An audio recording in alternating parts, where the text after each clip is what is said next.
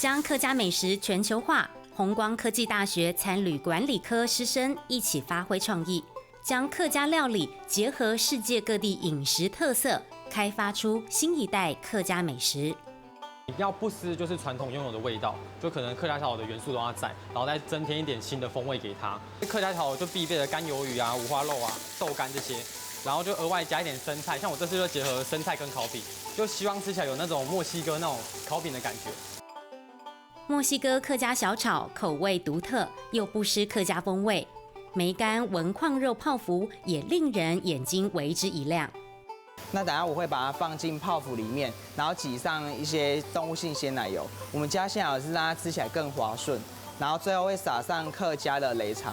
梅干扣肉有新吃法，你蒙你不会中医，这是我们创意哦。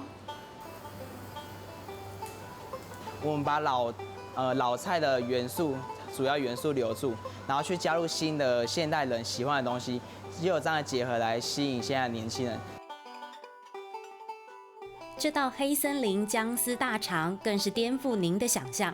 用德国的酸菜取代也蛮适合的，让它有不一样的口味。姜丝大肠搭配德国主食马铃薯，融合东西元素，借此表达无国界的新文化意涵。